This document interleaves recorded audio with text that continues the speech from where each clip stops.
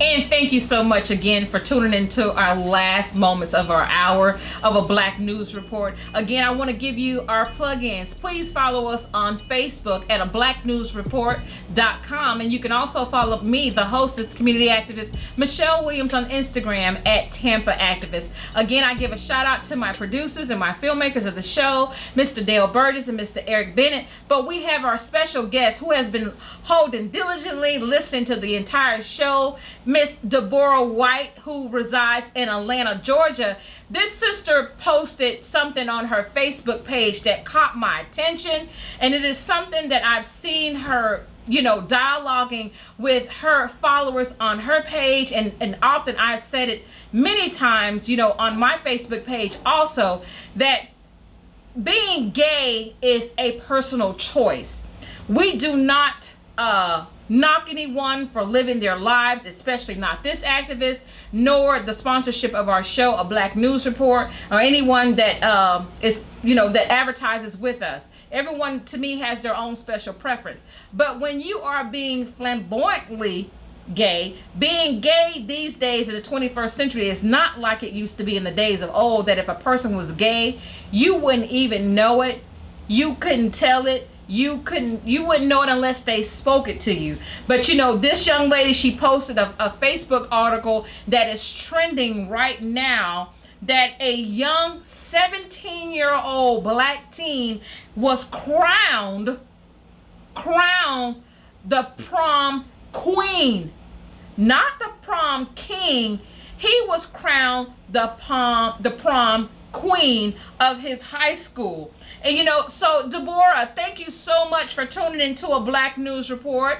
I'd like to give you the floor now on your thoughts. When you posted this on your Facebook page, how did it make you feel that a young black male is being in the national spotlight about this right now? Well, thank you for having me, and I really appreciate it. I have more than something that is a feeling about it. First, let me say I'm 63 years old, and I come from a time in the city of Detroit where gays were, or what we call them homosexual males. You saw them. They were in the neighborhood. And, of course, they were in the churches. I mean, James Cleveland was a huge phenomenon in the black church, especially in the city of Detroit. Everyone had their say about it, of course, because it's a sign that someone is different than the norm in the mainstream. But here's what bothers me about what's going on, as you say, is trending. I think it's more than a trend here in the United States. Homosexuality in males is becoming something, well, let me put it this way. I became interested in it because all of a sudden there was an upsurge of homosexuality in males, and then I started to see more than an upsurge, but a blatant disrespect to our community and our neighbors and our people based on homosexual agenda. Let's take this young boy in Connecticut who won prom queen. Right. His name is Nasir. He says when he found out he had been nominated for both prom king and queen, he saw an opportunity to make a point about the toxicity of gender labeling. Okay, well, now, I'm going to graduate next year as a family sociologist. So let's just look at these terms that even Tyrone Hayes that even the young man doesn't even understand. Gender is a state of being male or female, but it's used with reference to social and cultural differences rather than biological differences. He can't come in and say he wants to be prom queen without the toxicity of gender bending, because that's what it is. It's not about whether he's male or female, it's whether or not he wants to act as a female. And that is a social, what's the word I'm looking for? That is a choice. He chooses to do this. This is not just something that, what's the word I'm looking for? It's not just something that it's his own personal choice. This is something that he is blatantly bringing to others. For example, on another post, there was a young man who wore a T-shirt. and I don't know if you saw that or not, but he gave way to his sexual preference or what he likes to do sexually as a homosexual male. See, just that the homosexual agenda has gone too far. But you want to be prom queen, and now you want to wear a T-shirt that says what you do to men sexually. When do we, as straight Americans, say, this has got to stop? This is enough. You can't, if you want to be gay, that is your personal decision. If you believe you are a woman inside, that's fine. But it's still a personal decision whether or not you want to bring it into my world and when you want to bring it into my children's world. Because who do you know that is straight, that is wearing T-shirts saying, I do certain things to men. I give head to men. If I wore a T-shirt that's that explicit in a mall, I would go to jail. They would haul me out of here as a straight person. So to me, in the United States, gays are getting far more leeway to put up on all of America their gender preferences, their sexual preferences, and their sexual act. And I think that's unfair. So Deborah, let me ask you a question then. And I'm so happy that you stated that, because often we see in the news, we often see on Facebook and social media, we often see these things where take it for instance, the young black man who got drafted on, I believe it was the football team, and he has a white gay lover, and they kissed on the news, and and it divided the nation, and then there was another football player who made a comment just on his Twitter page. He simply simply tweeted the word gross. And they fined him, the NFL fined him $50,000 for saying gross. And it's just like, exactly. I'm with you on this one. I'm with you when you're right. I always say this. When you're right, I'm with you. Because I really feel that the government has a hidden agenda pushing the gay agenda on straight America. Now, this is something that kind of really burned my bubble. The magazine, Time Magazine. I have been reading Time Magazine since I've basically been able to read. My mother and father they were huge advocates of reading magazines in our home. So I grew up around a lot of magazines. So on this month's cover of Time Magazine, they have a black man who had a sex change. They are pushing for the transgender sexuality now on Time Magazine. And I'm just, I'm learning now after doing further research that sponsors are pulling back. They've lost a lot of advertisers, in the magazine, because, I just have to figure, hold on. The Roman Catholic, the Vatican. Let's take it all the way back. See, I gotta get to the root of the problem. When you have the Vatican who has said that it is all right for people to be gay, I am against this, and I'm saying, honey, you need to be derobed. Somebody should have snatched his robe off his ass, you know what I'm saying, and said, no, you are not going to push for this agenda of people being gay in the United States, because we all know that the Roman Catholics, that they are the ones that set precedents with the African AMEs, the Baptists, the First National this, and the First Progress Episcopalian of this, and the Presbyterian of this.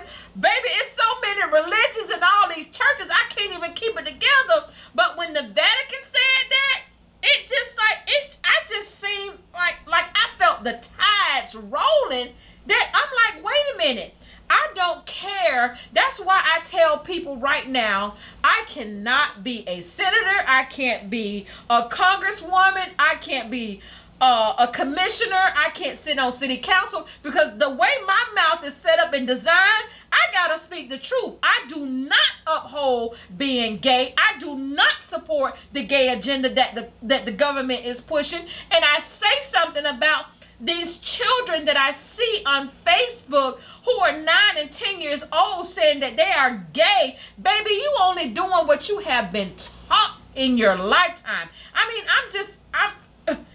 Deborah, take the floor, baby, because I'm about to start saying some words that I told you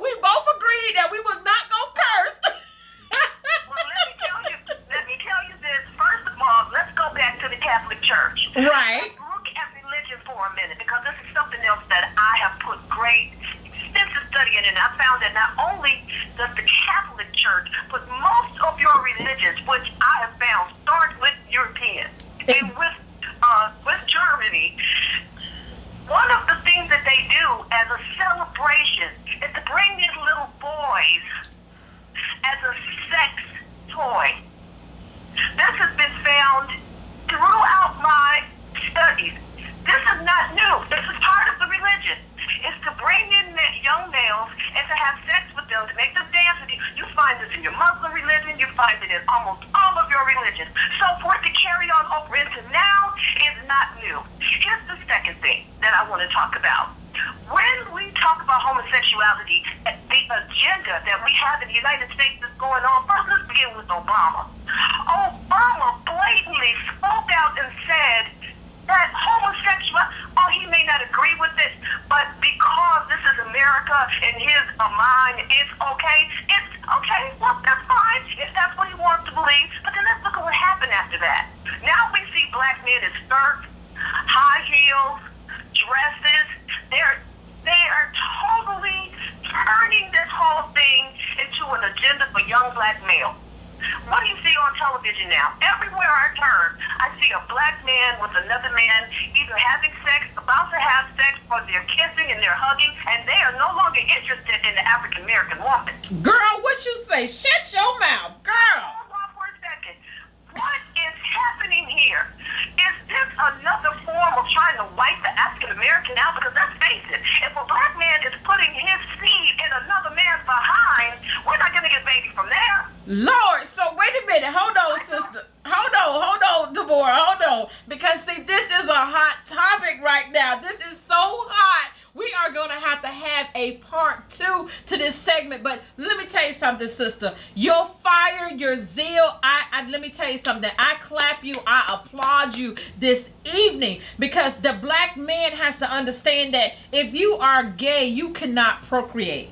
You cannot produce a black king. You cannot produce another little black princess, a queen. You can't produce it. You cannot. And so that's what I'm saying. You know, we have to understand that this is almost as if Willie Lynch, like I told the viewers last week, Willie Lynch didn't go nowhere. He got aunties and uncles, cousins and nieces and nephews, and grandmamas and granddaddies still living today in the 21st century that's pushing this hidden agenda of blacks being gay in America right now.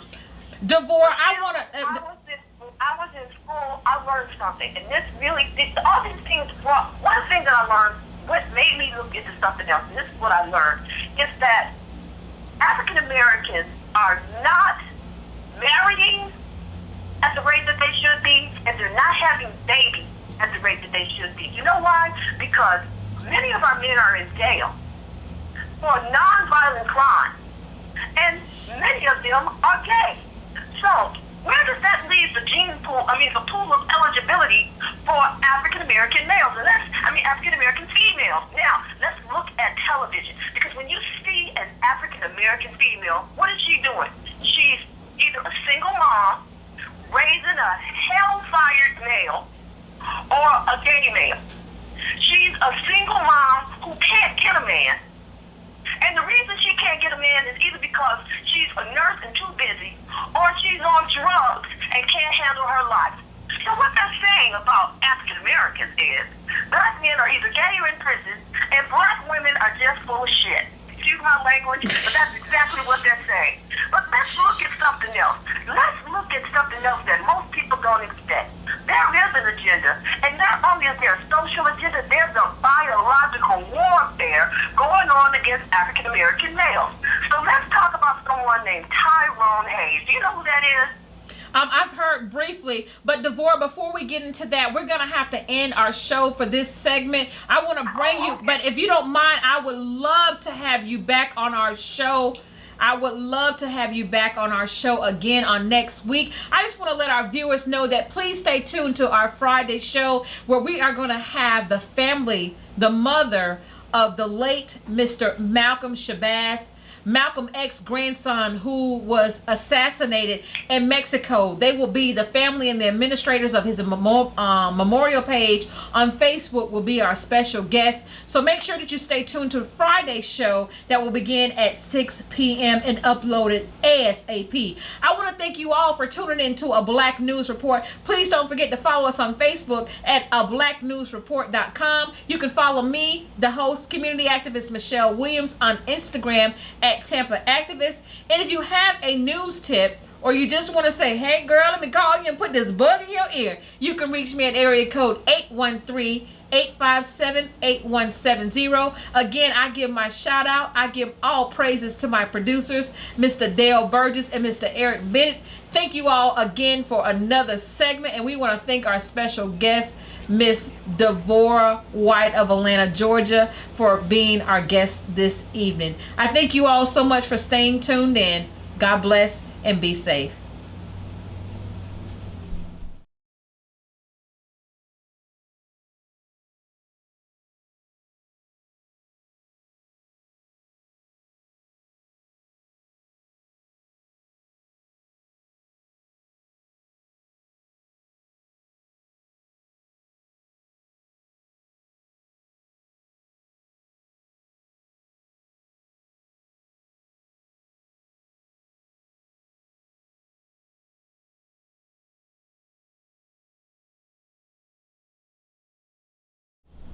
Welcome back to A Black News Report. We're going to give you all a special session, something that that's going to be trending with us from now on. We're going to go into what we call a 10-minute highlight. We still have our special guest on the phone line with us, Miss Devora White of Atlanta, Georgia, she's a human rights activist. She does so much for the community and abroad. And we want to bring you back in. Miss White, are you there?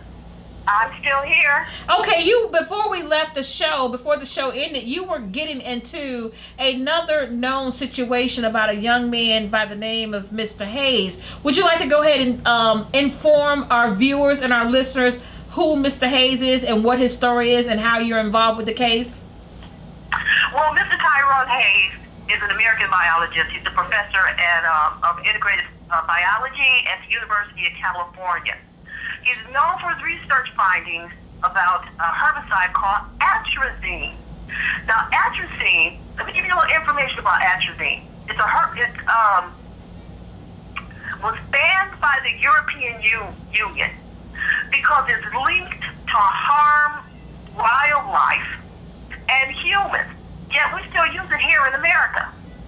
It's found in our watershed, our drinking water, our systems across the Midwest, our southern United States. Here's the problem with atrazine. When Mr. Hayes published a blockbuster study claiming that the herbicide hailed scientists for decades because of its low toxic profile, but Mr. Hayes found that it caused abnormalities in frogs, in their endocrine system. This demasculinized them and feminized frogs. He further found that this crossed over into human beings. What happens here? We find males, African American males, with higher voices who desire to have sex with men, but it's not just a desire to have sex with men. They desire to get married. They desire to have children. As a woman, they desire to live their lives as a female. And I'm attributing this to this chemical. And there's probably far more chemicals other than this.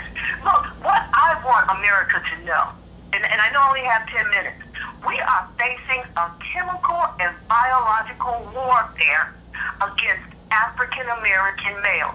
And if we look at it, we are looking at a warfare against African Americans.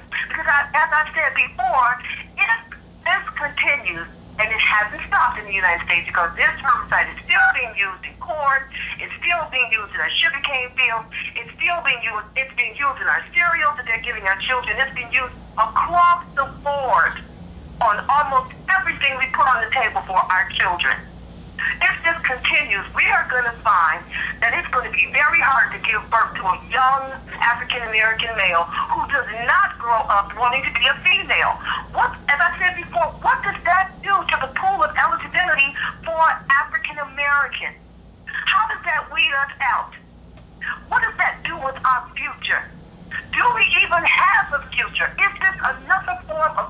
pesticide that we have to face. Now, on my Facebook page, if you go to Deborah White, I constantly post about things that I consider to be the truth. And this is a hard truth that we have to look at. What is the government doing to African Americans besides incarcerating them and calling them, enslaving them and calling them slaves, as according to the 13th Amendment? But how do they get away with this biological warfare with pesticides?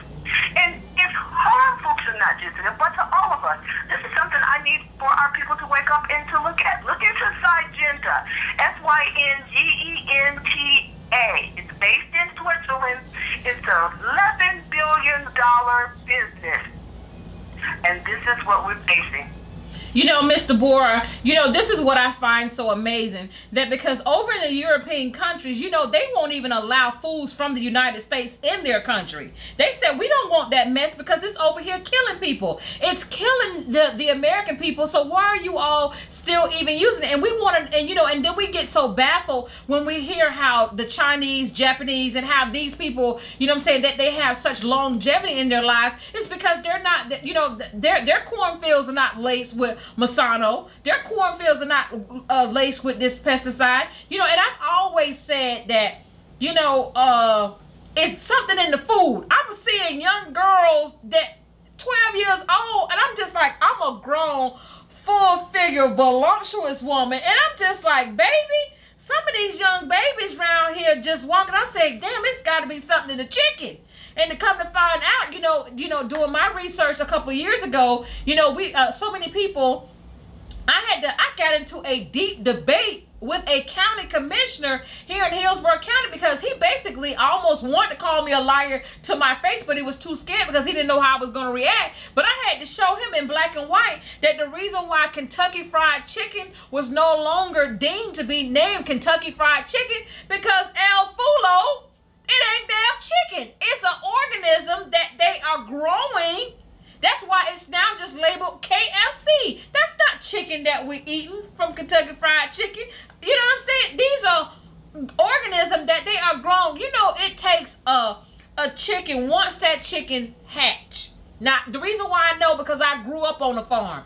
And also right here where I reside at in my subdivision, my grandfather used to raise chickens. So as a little girl, my grandfather always said, don't ever eat a white egg. Don't ever eat the white egg. So our chickens produce brown eggs, some of the freshest eggs that you would ever want to eat in your life.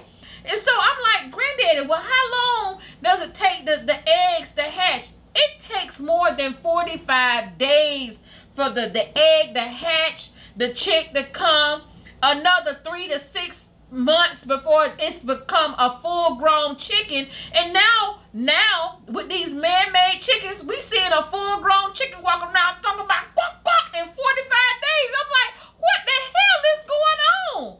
What is going on? And it's scary because you remember back in the days, Mr. Bora, where you would see the crop planes flying over, spraying the food. But see, that's become too visible for them now. So now they're just saying, you know what, we just gonna grind it up. We just gonna go ahead and put it in the ground for them. They ain't gonna even see it coming, as the fruits and vegetables are growing up. There was a young lady up in, I want to say it's either Detroit or Chicago. I'll have my information a little bit correcter on Friday. But it was a young white mother who said, I'm tired of the government killing me and my babies through the food. So she grew a garden in her front yard and was giving out the free food to the people that reside on her block.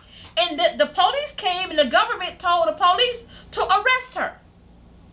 Arrest her for growing her own good food. She wasn't growing the foods in the tainted soil. She had she had built these boxes where she had her tomatoes and corns and peas and onions and carrots and and collard greens. She had all these fruits and vegetables that she was growing in boxes, and the police just came. And I'm gonna find that story on the internet tonight because I want to post that, I'm saying, on our website also. But I just want to thank you again for hanging out with us these extra minutes that we have in our highlight segment. And I do, like I said before, Miss DeBoer, I do want to invite you back again because the information that you have given us, it has been so pertinent to our show. Again, I want to thank you all this evening for tuning in to a Black News Report. Please follow us on our Facebook page at blacknewsreport.com. You can follow me, your host, community activist Michelle Williams, on my Instagram page at Tampa Activist. And again, shouts out to my strong Black brothers behind the scene, Mr. Dale Burgess and Mr. Eric Bennett. Thank you all so much.